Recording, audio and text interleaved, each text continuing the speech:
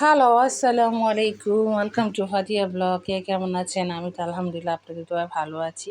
প্রতিদিনের মতো একটা নিউ ব্লগ শুরু করে দিলাম। তো এই তো যেই কাজ সেই কাজ। তো এই তো সংসারের কাজে নিয়ে এখন ব্যস্ত। তো বাবা এসে অ্যাকোরিয়ামটা ধুইলো, ক্লিন করছে রাত্রেই। তো একটু দেখাইলাম।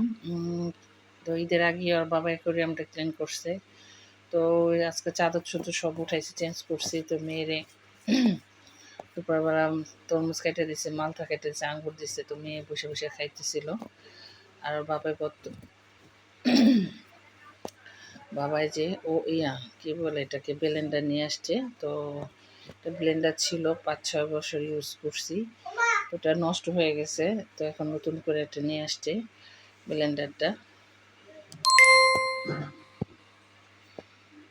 তো ব্লেন্ডারটা কেমন হয়েছে কমেন্ট বক্সে জানাবেন। তো আনলো, এখনও উদ্বোধন করিনি। তো আগামীকাল করবো ব্লেন্ডারটা কাজ, দেখবো, জুস টুস বানাবো। আর এই তো মেয়ে তো বাবার সাথে ঘুরে আসছে, সেই ঈদের শপিং করে আসলো। কেনাকাটা, জুতা থেকে ড্রেস থেকে সব কিছু কেনাকাটা তার ঈদের মার্কেটিং শেষ। এখন শুধু চশমা আর ঘড়ি বাকি আছে। যে আবার বাবা আসার সময় কেক নিয়ে আসছে বড়, সেটা আবার খাইতেছিল। তো এই তো সকালে উঠে রুমের নতুন চাদর চেঞ্জ করছি, মানে নতুন চাদর বিছাইছি। চাদরটা আজকে প্রথম বিছাইলাম, তো নামায় ফেলালাম। 3-4টা চাদর আছে। তো এই লাল চাদর আমার ভীষণ ভালো লাগে, আরও 2টা আছে। তো আজকে একটা নামাইলাম। তো ঝাড়ু টাড়ু দিয়ে ক্লিন ট্লিন করলাম। আর এই তো আমার মেয়ে অবশেষে মেয়ের ঈদের ড্রেস কেনা শেষ। তো মেয়ের ঈদের ড্রেসগুলো আপনাদের মাঝে একটু শেয়ার করি। এই তো আমার মেয়ে এসে একটা ড্রেস ঘাগরার মতো, নিচে প্লাজো, একটা পায়জামার মতো, আর একটু উপর টপস, আর সে সাথে আছে পিঙ্ক কালার ফ্রক। তো আমার মেয়েরই পছন্দ।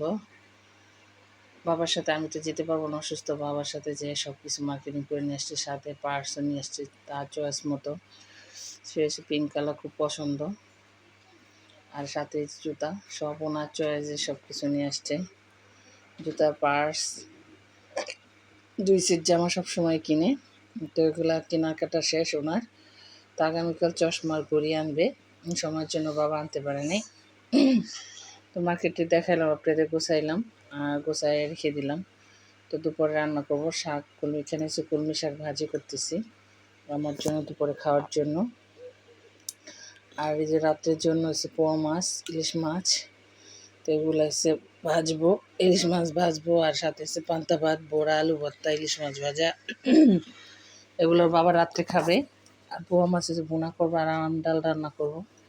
সাথে আছে কলমি শাক ভাজি।